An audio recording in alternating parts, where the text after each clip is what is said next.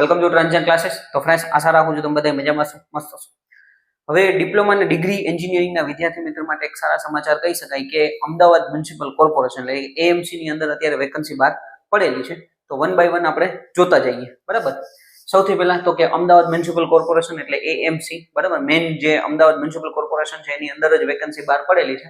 પોસ્ટનું નામ છે સહાયક ટેકનિકલ સુપરવાઇઝર લાઇટ, બરાબર। લાઇટ ડિપાર્ટમેન્ટની અંદર લાઇટ શાખાની અંદર તમારી ભરતી થવાની છે અને દર 2 વર્ષે આ ભરતી આવતી રહેતી હોય છે। સહાયક ટેકનિકલ સુપરવાઇઝર, બરાબર। જાહેરાત ક્રમાંક છે 17। એએમસી ની વેબસાઇટ માંથી જઈને તમારે ફોર્મ ભરવાનું છે એટલે એની અંદર જાહેરાત ક્રમાંક 17 નંબરનો જાહેરાત ક્રમાંક હશે, બરાબર। હવે જગ્યાની સંખ્યાની વાત કરીએ ટોટલ 87 વેકન્સી બહાર પડેલી છે, બરાબર। 87 વેકન્સી છે। એની અંદર જો ઓપનમાં 40 છે, ઓબીસી માં 22 છે, ઈડબ્લ્યુએસ માં 8 છે, એસસી માં 5 છે ને એસટી માં 12 છે, બરાબર। એટલે કેટેગરી વાઇઝ એ લોકોએ બાયફર્ગેશન કરીને આપેલું છે। તે પ્રમાણે મેં અહીંયા લખેલું કે ભાઈ કઈ કેટેગરીમાં કેટલી વેકન્સી અત્યારે બહાર પડેલી છે, બરાબર। એટલે ટોટલ આમ બધાયનું સરવાળો કરો તો 87 વેકન્સી આની અંદર કમ્પ્લીટ થાય છે। હવે લાયકાતની વાત કરીએ તો બીઈ બીટેક ઇલેક્ટ્રિકલ, મેં કાલે વિડીયોની અંદર કીધું હતું, બરાબર। જેટલા પણ વિદ્યાર્થી મિત્રોએ બીઈ બીટેક ઇલેક્ટ્રિકલ અથવા મિકેનિકલ એન્જિનિયરિંગ કરેલું હોય તો પણ એ ફોર્મ ભરી શકે છે અને ડિપ્લોમા ઇલેક્ટ્રિકલ અને મિકેનિકલ કરેલું હોય તો પણ ફોર્મ ભરી શકે છે, બરાબર। એટલે કોઈ એક એવો વિદ્યાર્થી છે જેને ખાલી ડિપ્લોમા કરેલું છે એ પણ ફોર્મ ભરી શકે છે। કોઈ એક વિદ્યાર્થી એવો છે જેને ખાલી 12 સાયન્સ પછી બીઈ બીટેક કરેલું તો એ પણ ફોર્મ ભરી શકે છે અને ડી2ડી વાળા વિદ્યાર્થી મિત્રોને કાંઈ ચિંતા નથી, એને ડિપ્લોમા કર્યું છે, ડિગ્રી કર્યું છે। તમારે ડિગ્રી ઉપર ફોર્મ ભરવું હોય તો ભરી શકો છો, ડિપ્લોમા ઉપર ફોર્મ ભરવું હોય તો પણ ભરી શકો છો। એટલે લાયકાતની અહીંયા કાંઈ એવી ચિંતા છે નહીં કે ભાઈ ફરજિયાત કે ડિપ્લોમા કરેલું આપણે ડિગ્રી કરેલું હોવું જ જોઈએ, બરાબર, અથવા ડિગ્રી વાળા ફોર્મ ન ભરી શકે, બે વ્યક્તિ ફોર્મ ભરી શકે છે, ઓકે। ત્યાર પછી પગાર ધોરણની વાત કરીએ તો પ્રથમ 3 વર્ષ, પહેલા 3 વર્ષ માટે તમારે ફિક્સ પગાર હશે 40,800 રૂપિયા, બરાબર। 40,800 પર મંથ તમારે ફિક્સ પે સ્કેલ હશે। ત્યાર પછી તમે જો 29,200 થી લઈને 92,300 આ તમારું પે સ્કેલ છે। અત્યારે એમાં જે પીડીએફ માં નોટિફિકેશનમાં લખેલું છે એ પ્રમાણે તમારો પે સ્કેલ અત્યારે તમને લખીને આપ્યો છે કે આની વચ્ચેનો તમારો આ એક બેઝિક પે સ્કેલ કહેવામાં આવે કે આની વચ્ચેનો તમારો પગાર હોય, બરાબર। અને ત્યાર પછી માનો કે 3 વર્ષ કમ્પ્લીટ થયા તે પછી પે સ્કેલ બદલાઈ પણ શકે છે, જે પ્રમાણે આગળ જતું હોય એ પ્રમાણે નવા પે સ્કેલ વાઇઝ તમને પગાર ધોરણ આવતો હોય છે, બરાબર। વય મર્યાદાની વાત કરીએ તો કે 30 વર્ષ સુધી, મેક્સિમમ 30 વર્ષ સુધીના વ્યક્તિ છે આની અંદર ફોર્મ ભરી શકે છે। બાકી જે લોકો પણ વય મર્યાદાની છૂટમાં આવતા હોય, બરાબર, ઓબીસી છે, એસસી છે, એસટી કેટેગરીની અંદર, તો એ લોકોએ કેટેગરી વાઇઝ એ લોકોને અલગ અલગ છૂટછાટ મળતી હોય છે, તો એ તમારે નોટિફિકેશનમાં વાંચીને 30 થી વધારેના વ્યક્તિ હોય તો એ તમે ફોર્મ ભરી શકો છો, બરાબર। ત્યાર પછી આપણે વાત કરીએ તો કે અરજી ફીની, જો ઓપન કેટેગરીની અંદર તમે આવો છો, બરાબર, ઓપન જનરલ, તો એમાં 500 રૂપિયા તમારે ફી ભરવાની છે અને ઓબીસી, ઈડબ્લ્યુએસ, એસસી અને એસટી એ લોકોને 250 રૂપિયા ફી ભરવાની છે, બરાબર। ફોર્મ ભરવાની છેલ્લી તારીખ ખાસ યાદ રાખજો 4/12/2025, બરાબર। 4 ડિસેમ્બર છે એ ફોર્મ ભરવાની છેલ્લી તારીખ છે, એટલે ઓલમોસ્ટ અત્યારે 15 દિવસ જેવો સમય બાકી છે। વહેલી તકે ફોર્મ ભરી લેવું જેથી કાંઈ ઇશ્યુ આવે તો પહેલા એને આપણે સોલ્વ કરી શકીએ, બરાબર। અને હર વખતે વિડીયો બનાવું છું એમાં હું કહું છું કે ભાઈ ખાસ પહેલા નંબરની વસ્તુ, તમારે સરકારી નોકરી મેળવવી હોય તો એનું પહેલું પગથિયું ઈ જ છે કે તમારું ફોર્મ તમારે જાતે ભરવાનું છે। બીજા નંબરનું કે 2 વખત ચેક કરવાનું છે, એ પછી જ તમારે ફોર્મ ભરવાનું છે, બરાબર।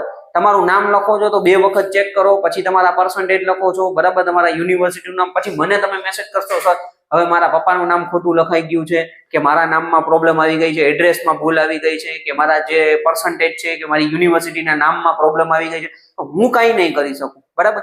એટલે તમારે ખાસ 2 વખત ફાઇનલ જ્યારે સબમિટ કરો ત્યારે ભાઈ તમારે તમારી જાતે ચેક કરી એક એક વસ્તુ, આપણે એન્જિનિયર થી બધું વ્યવસ્થિત રીતે ચેક કરીને જ બધું છે ને સબમિટ કરવાનું છે, ભૂલ થવી જ ના જોઈએ, બરાબર।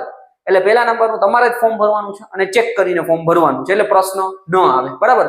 ઓનલાઈન ફી તમારે ભરવાની રહેશે, ઓનલાઈન ફોર્મ ભરવાનું છે, એએમસી ની વેબસાઇટમાંથી જ ફોર્મ ભરવાનું છે।